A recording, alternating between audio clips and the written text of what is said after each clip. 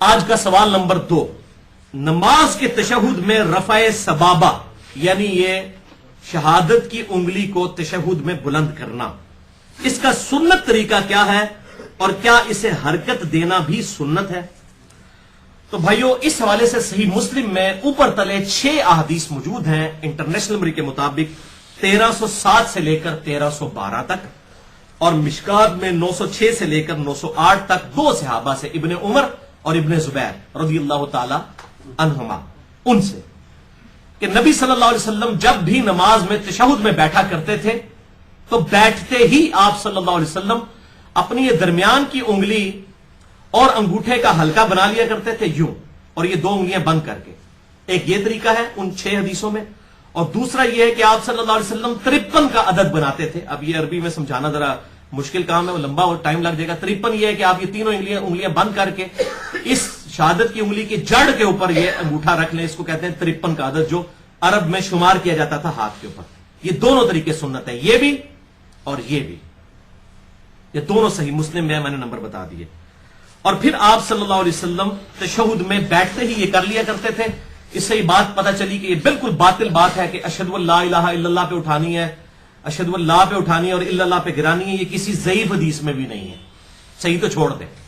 بیٹھتے ہی آپ صلی اللہ علیہ وسلم یہ کام کیا کرتے تھے، اور اس حوالے سے جو فقہ حنفی کے بعض علماء کا یہ موقف ہے، سب کا نہیں لیکن بعض علماء کا یہ موقف ہے کہ یہ تشہد میں انگلی اٹھانا حرام ہے۔ دیکھیں، اور یہ پھر اپنے بابوں کے ایسے فالوور ہیں کہ شیخ احمد سرہندی، جنہیں مجدد الافسانی لوگ کہتے ہیں، المتوفا 1036 ہجری، انہوں نے باقاعدہ حرام کا فتویٰ لکھا ہے۔ اور یہاں پہ بھی جتنے نقشبندی مجددی ہیں نا، یہ تشہد میں انگلی نہیں اٹھاتے ہیں، بابا جی کو فالو کر رہے ہیں۔ اور پھر بریلوی مکتبہ فکر میں ہی غلام رسول سعیدی صاحب، اللہ تعالیٰ ان کی غلطیاں معاف فرمائے، میرے استادوں میں سے ہیں، دنیا سے جا چکے ہیں، اللہ تعالیٰ ان کو نیک کاموں کا اجر دے اور غلطیوں سے جو ہے وہ درگزر فرمائے۔ انہوں نے باقاعدہ پھر تقریباً 40 صفحوں پر مجدد الافسانی المعروف شیخ احمد سرہندی کا رد لکھا ہے شرح صحیح مسلم میں کہ ان کا عقیدہ بالکل باطل ہے۔ تو یہ بریلوی مکتبہ فکر کے سمجھ لیں اس دور کے سب سے بڑے محدث غلام رسول سعیدی صاحب، جو حال ہی میں فوت ہوئے ہیں، انہوں نے رد شرح صحیح مسلم میں شیخ احمد سرہندی کا لکھا ہے۔ تو وہ کہتے ہیں انگلی اٹھانا ہی حرام ہے۔ اب رہا مسئلہ انگلی سے، یہ تو ہو گیا انگلی کا اشارہ کرنا، یوں کرنا یا یوں کرنا، تشہد میں یہ تو اشارہ ہوا۔ اب دوسری چیز ہے انگلی کو حرکت دینا، یہ الگ سے چیز ہے۔ مسلم شریف میں حرکت کا ذکر نہیں، صرف اشارے کا ذکر ہے۔ تو اس میں یہ بات امپلائڈ ہے کہ ابن زبیر اور ابن عمر رضی اللہ تعالی عنہما نے آپ صلی اللہ علیہ وسلم کو تشہد میں اس وقت آبزرو کیا ہے کہ آپ نے صرف انگلی سے اشارہ کیا ہوا تھا، ہلا نہیں رہے تھے، یہی مطلب نکلا، ورنہ وہ کہتے کہ ہلا بھی رہے تھے۔ اس کا مطلب ہے تشہد میں کچھ ایسا پیریڈ بھی ہے جس میں آپ نے نہیں ہلانی اور کچھ دیر کے بعد ہلانی ہے، یہ صحیح مسلم میں امپلائڈ ہو گیا۔ اور وہ وقت کیا ہے؟ سنن ابی داؤد میں 957 نمبر، سنن نسائی میں 890 نمبر اور مشکات میں 911 نمبر حدیث ہے۔ وائل بن حجر رضی اللہ تعالیٰ عنہ کہتے ہیں کہ میں نے نبی صلی اللہ علیہ وسلم کو دیکھا کہ آپ جب تشہد بیٹھتے تو یہ درمیانی انگلی اور انگوٹھے کا حلقہ بنا لیتے، اور آپ صلی اللہ علیہ وسلم یحرکھا ویدعو بھا، اس کو حرکت دیتے اور دعا اس کے ساتھ مانگتے، اور دعا آتی ہے درود شریف کے بعد، یعنی دعا کی حالت میں اسے ہلاتے تھے۔ اسی لیے وہ مسلم شریف میں ابن زبیر اور ابن عمر سے یہ نہیں آیا کہ وہ ہلا رہے تھے، اس وقت صرف اشارہ ہے، دعا میں اسے ہلانا ہے۔ لہٰذا شیخ زبیر لذیذ صاحب کا موقف بالکل ٹھیک ہے، جو انہوں نے میرے ساتھ انٹرویو دیا تھا جو 17 جون 2009 کو 100 کوسچنز ود شیخ زبیر لذیذ، تقریباً 50,000 سے زیادہ لوگ دیکھ چکے ہیں، میرے ساتھ 1 to 1 ان کا انٹرویو تھا، اس میں بھی انہوں نے کہا کہ صرف دعاؤں میں اسے ہلانا ہے۔ اور بعض جو علماء عرب ہیں اور یہاں پر بھی کچھ کٹر قسم کے سلفی جو ہیں، سب نہیں کچھ لوگ، ان کا یہ موقف باطل ہے کہ پورے تشہد میں اسے ہلانا نہیں، صرف دعاؤں میں۔ اب دعاؤں میں امپلائڈ یہ ہے کہ پھر پہلے تشہد میں نہیں ہلائیں گے، اس میں بھی آپ دعائیں پڑھ سکتے ہیں، آپ صلی اللہ علیہ وسلم ثابت ہے، دعا تک پہنچے تو ضرور کریں، وہ میں حوالہ بھی دے دیتا ہوں۔ آخری تشہد میں تو دعاؤں کے اندر اسے ہلانا ہے۔ اور اس حوالے سے شیخ زبیر صاحب نے توضیح الاحکام پہ بھی صفحہ نمبر 386 پہ یہ بات لکھ دی کہ صرف دعاؤں میں ہلانا ہے۔ آج سے 4 مہینے پہلے مجھے انڈیا سے ایک ای میل آئی جی، اب وہ ایک بڑے مشہور مولوی صاحب ہیں، میں ان کا نام نہیں لیتا، انڈیا کے ہیں، وہ پھر بالکل پرسنل بات ہو جائے گی، اکثر باتیں بے حوالہ کرتے ہیں، بلکہ میں نے تو مطلب ڈاکٹر ذاکر نائک کے علاوہ تو میں نے کسی کو نہیں دیکھا کہ وہ حوالے دیتا ہو یا میں حوالے دے رہا ہوتا ہوں، باقی تو سارے جو منہ میں آتا ہے وہ بول رہے ہوتے ہیں بغیر حوالوں کے۔ تو اس نے بھی بات کر دی کہ نہیں جی نہیں، ہم تو اس لیے یہ جو الفاظ ہیں یحرکھا ویدعو بہا، تو پورا تشہد ہی دعا ہے، تو اس لیے ہم پورے تو دروشی بھی دعا ہے. آن دا فیس آف آرگومنٹ بات بالکل ٹھیک ہے کہ دروشی بھی دعا ہے. تو میں نے اس بھائی کو جس نے ای میل بھیجی، میں نے کہا بات یہ کہ بھائی قیام جو ہے سورۃ الفاتحہ قرات نہیں ہے کیا؟ ہے، لیکن جب ہم قیام کی بات کرتے ہیں ہم کہتے ہیں قیام تین چیزوں کا مجموعہ ہے، ثنا کا جسے ہم دعائے استفتاح کہتے ہیں، سورۃ الفاتحہ اور پھر قرات. حالانکہ فاتحہ بھی قرات ہے لیکن ہم تین حصوں میں ڈیوائڈ کرتے ہیں.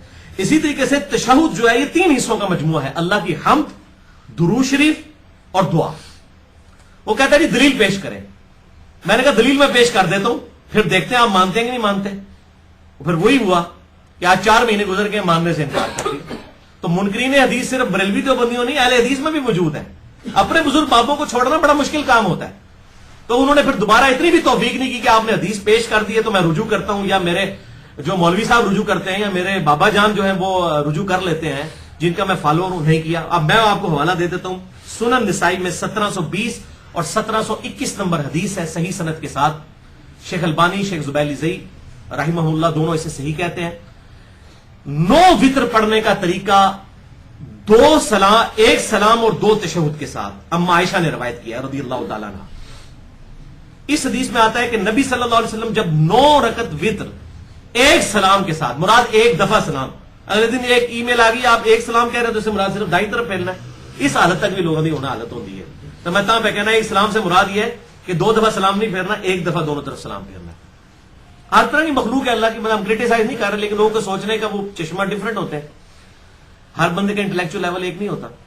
تو 1 سلام اور 2 تشہد کے ساتھ 9 وتر، سنن نسائی 1720 اور 1721.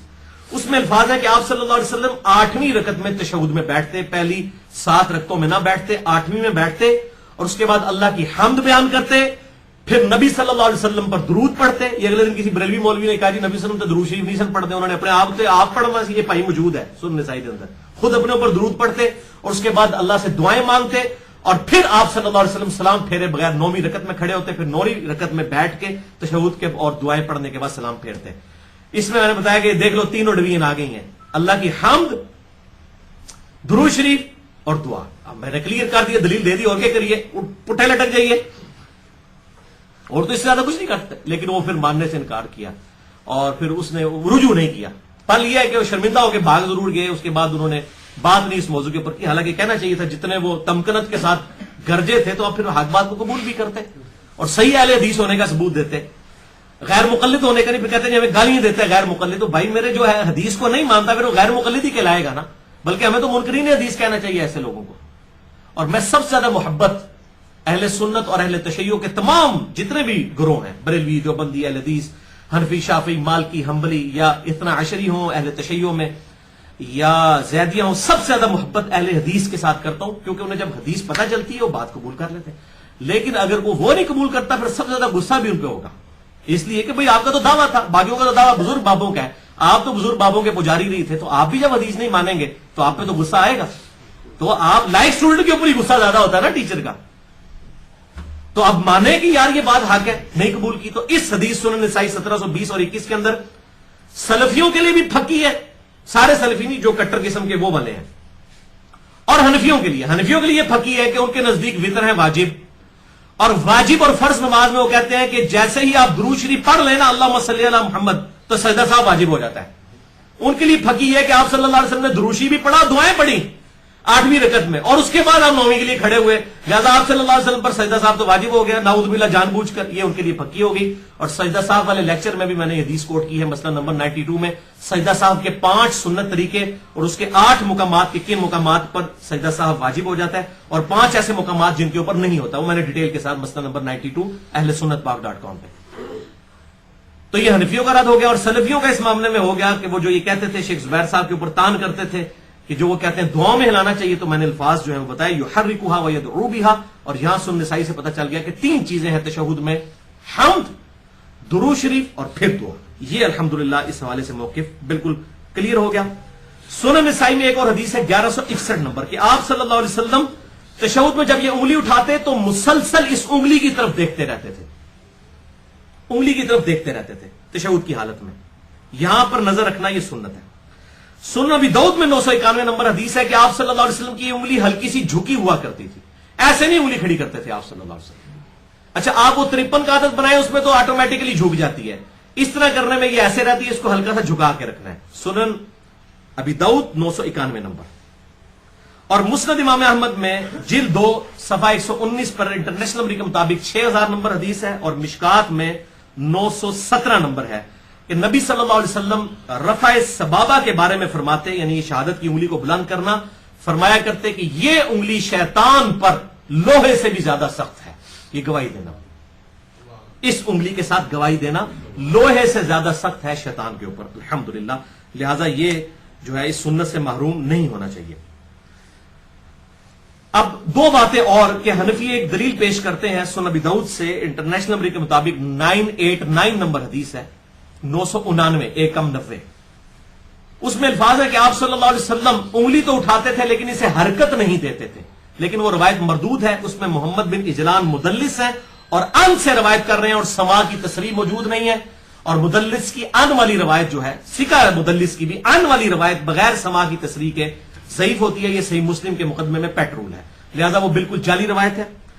और इसी तरीके से ये तो हनफियों के लिए हो गया तोहफा। सलफियों के लिए एक तोहफा है, खुसूसन उलमाए अरब के लिए। मुस्नद इमाम अहमद में इंटरनेशनल नंबर के मुताबिक जिल्द 4 सफा 317 पर 18878 नंबर हदीस वो पेश करते हैं कि आप सल्लल्लाहु अलैहि वसल्लम 2 सजदों के दरमियान जलसे की हालत में भी उंगली बुलंद करते थे, यूं। और यहां भी मैंने कुछ लोगों को देखा है, तो ये बिल्कुल जाली रवायत है। इसमें सुफियान सौरी मुदल्लिस हैं और अन से रवायत कर रहे हैं, और सुफियान सौरी नहीं तो अनुकूलना चाहिए, क्योंकि जामिया तिरमिजी में जो इब्ने मसूद की हदीस है 257 नंबर बगैर रफल यदैन वाली, वो ज़ईफ ही इब्ने मसूद की जो है वो इसकी सुफियान सौरी की तदलीस की वजह से। ये सेम हुक्म है इस रवायत के अंदर भी कि 2 सजदों के दरमियान जो है उंगली उठाना, ये बिल्कुल बातिल रवायत है, जाली रवायत है। बहरहाल जिसे डिटेल चाहिए हो तो मेरे 2 लेक्चर हैं, मसला नंबर 70A कंप्लीट नमाज मुहम्मदी सहीहुल इस्नाद हदीस की रोशनी में सल्लल्लाहु अलैहि वसल्लम, और मसला नंबर 70B रफुल यदैन से मुतल्लिक फिरका वाराना नजरियात का तहकीकी जायजा, और मसला नंबर 84 है फातिहा खल्फुल इमाम के ऊपर।